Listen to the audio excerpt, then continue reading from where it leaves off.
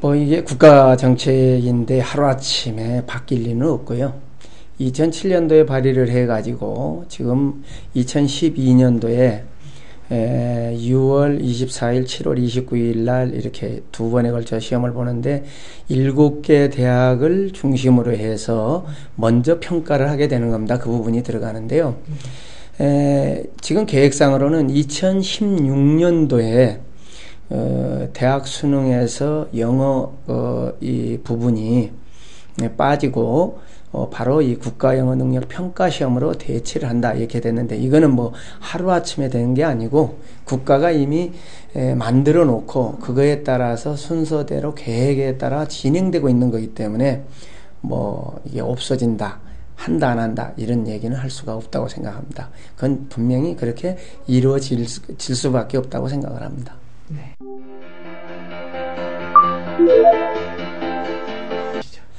네, 니트는 예전에 영어 공부를 했던 영어 공부하는 방법하고는 약간 이제 다를 겁니다. 그 이유가 영역이 4개 영역이 있어가지고 듣기, 읽기, 말하기, 쓰기 이게 4개의 영역이 있는데 그 중에서 이제 조금 비중이 높아진 것이 말하기하고 쓰기가 비중이 높아졌고요. 그렇다고 해서 듣기하고 읽기가 뭐 비중이 떨어졌다는 건 아닙니다. 다만 읽기하고 듣기는 수능하고 겹치는 부분이 있기 때문에 그래서 수능에서 나오는 부분은 배제를 조금 많이 하고 수능에 나오지 않는 부분을 출제를 많이 합니다. 그러다 보니까 공부를 하는 방법도 지금은 수능에 해당되는 부분과 수능에 해당되지 않는 부분이 있기 때문에 그 부분을 잘 가려가지고 공부를 해야만이 될 겁니다. 특히 문법 같은 문제는 수능에서 출제가 되지만은 이쪽에 그 니트에서는 출제되지 않는 부분이고요.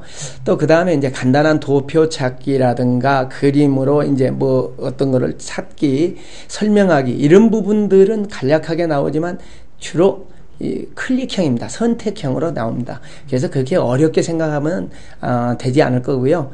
좀 간단하게 쉽게 생각을 하면 될 겁니다. 다만 이제 조금 2급과 3급은 약간은 다릅니다. 이제 구경평에 대해서 정확하게 알고 있다면 그 부분이 쉽게 해결될 건데 모른다면 좀 더 그 부분을 자세하게 알아야 할 겁니다. 그래서 이제 기회가 날 때 국가영어 능력 평가가 정확하게 무엇인가에 대해서 설명할 때 그 부분은 좀 더 자세하게 다뤄드리겠습니다. 네.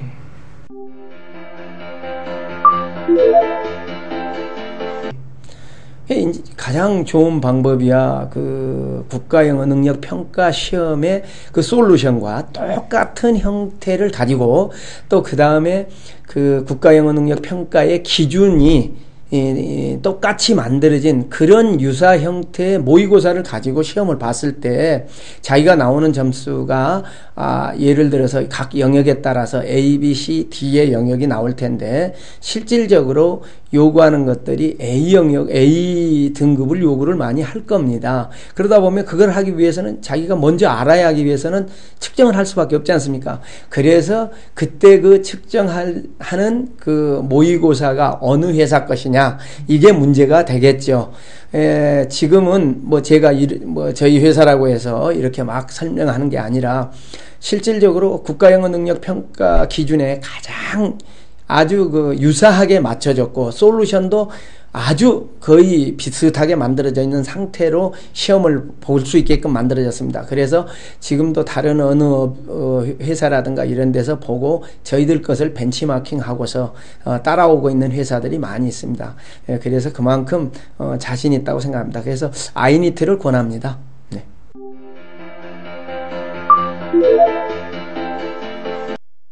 네, 이제 지금 니트 그러면 그 웬만한 분들은 공부 좀 이렇게 그 교육에 관심이 있다, 영어 교육에 관심이 있다 그러면 모르는 분이 없어요. 다 알고 있다고 생각을 합니다.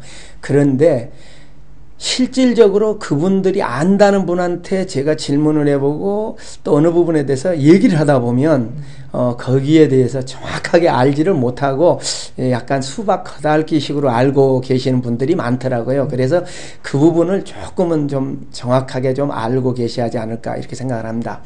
일단 국가영어 능력 평가라는 게 뭐냐 그러면은 간단하게 따져서 외국에서 보는 토익과 토플의 그 복합형이다 이렇게 생각하시면 됩니다. 쓰기에 토플과 읽기 말하기에 토익으로 이렇게 생각하시면 되겠는데, 궁극적인 목표는 무엇이냐, 국가가 이렇게 만들어내는 목표는 뭐냐면 고등학교만 졸업해도 간단한 의사소통이 될 수 있는 부분, 요것을 요구하는 것이고요. 또 그 다음에 이제 대학을 졸업하게 되면 일반 직장에 갔을 때 실무 영어를 쓰는데 지장이 없게끔 되는, 바로 여기에 초점이 맞춰져 있습니다. 그런데 이제 그 초점이 맞춰진 상태에서 어떻게 공부를 할 것이며, 이런 부분에 대해서 이제 조금 오해들이 많이 나오는 것 같아요. 이제 사실은 국가영어능력평가시험 1급은 성인용으로서 대학 졸업 시험, 또 취업, 유학 이런 부분에 활용이 될 것입니다. 그리고 이제 직장에 나갔을 때는 직장에서 실무 영어를 처리할 수 있는 능력의 수준을 요구하는 것이 바로 1급의 성인용이 되겠고요. 이제 2급과 3급에 있어서는 2급은 기초학술 분야에 이제 기초를 두었고요. 3급은 실용회화 쪽에 두었습니다. 그러면 2급은 어디에서 요구할 거냐? 대학 중에서도 그 국제학과라든가 또는 영어 관련 학과 이쪽에 수학하는 데 필요한 수준이 되겠고요. 3급은 실용회화 쪽에 해당되는 부분이기 때문에 그런 정도의 수준을 요구하는 학과에서 필요할 것으로 이렇게 생각을 합니다. 그래서 대학이 지금 여기에 7개 대학이 요구하고 있는 금년도에 요구하는 걸 보면 그 대학들도 그 부분을 정확하게 잘못 선택을 하는 부분도 있는 것 같아요. 그러다 보니까 말하기나 쓰기를 전부 다 A등급으로 요구를 합니다. 그런데 사실은 말하기하고 쓰기에 A등급이라는 것은 쉬운 게 아닙니다. 꽤 어렵습니다. 그러면 2급에 해당되는 건 어느 정도냐면 지금의 수학능력 시험하고 같거나 약간 수준이 높습니다. 3급은 당연히 그거보다는 조금 낮고요. 물론 회화 쪽에 맞춰졌기 때문에 그렇게 낮은 수준이 될 수밖에 없는 겁니다. 그런데 이제 문제는 2015년도까지가 이게 준비가 하기 때문에 그때는 수능하고 병행을 하지 않습니까? 그래서 수능에서는 아까도 말씀드렸듯이 문법에 해당되는 부분이 좀 출제가 많이 되고, 이쪽에는 문법은 제한 부분이 이제 이렇게 출제가 되는 부분이 이렇게 되겠습니다. 그래서 이제 요 부분도 바로 알기 그러면 간단하게 이렇게 한마디로 요약해서 말씀드리기는 어렵고, 그 부분이 어느 기회가 된다면 제가 어떤 다른 매체를 통한다든가 또는 어떤 자료를 통해서 한번 요구를 하신다면 보내드릴 그런 계획이 있습니다.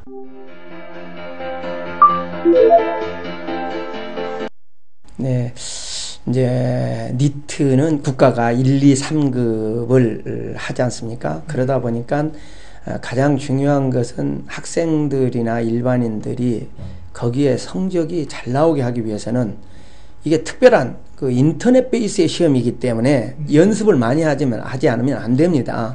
그러다 보니까 저희들 같은 경우는 모의고사와 검정 두 가지가 있는데, 검정 시험은 4급부터 8급까지, 쉽게 얘기해서 고등학교 1학년부터 초등학교 3학년 수준까지를 이렇게 잡았습니다. 그래서 8급이 초등학교 3학년이 되겠고 4급이 이제 고등학교 1학년까지 되겠습니다. 이 정도까지를 잡았고요.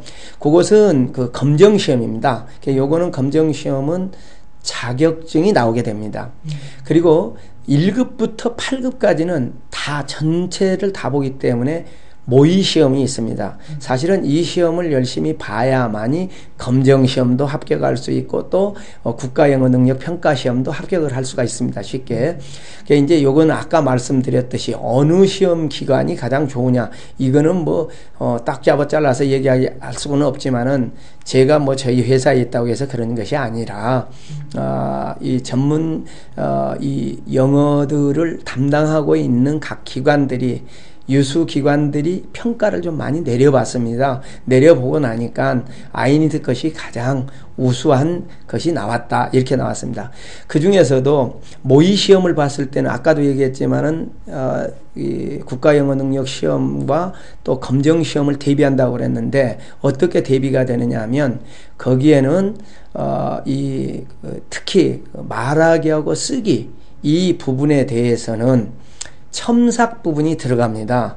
그리고 거기에 대한 평가와 코멘트와 분석 자료를 주어서 앞으로 어떻게 내가 공부를 학습을 해야만이 성적을 올릴 수 있겠구나 이런 부분에 대한 레포트가 나가고 있습니다. 그러다 보니까 학생들이 아마 시험을 보고서 나의 수준이 이렇게 됐는데 어느 부분이 부족하고 어느 부분이 괜찮고 이러기 때문에 학습을 할 때 어느 부분을 더 치중을 해야겠다라는 것을 쉽게 알 수 있도록 만들어진 것이 아이니트의 시험이라고 할 수가 있겠습니다.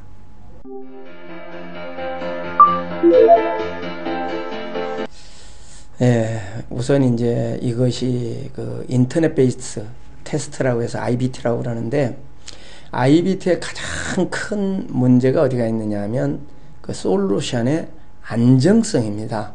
왜냐하면 시험을 보다가 끊어졌다든가 뭐 문제가 발생했다든가 이렇게 됐을 때 어떤 그 처리가 된다든가 이런 문제가 쉽지가 않습니다. 이건 하루 이틀에 만들어지는 것이 아닙니다.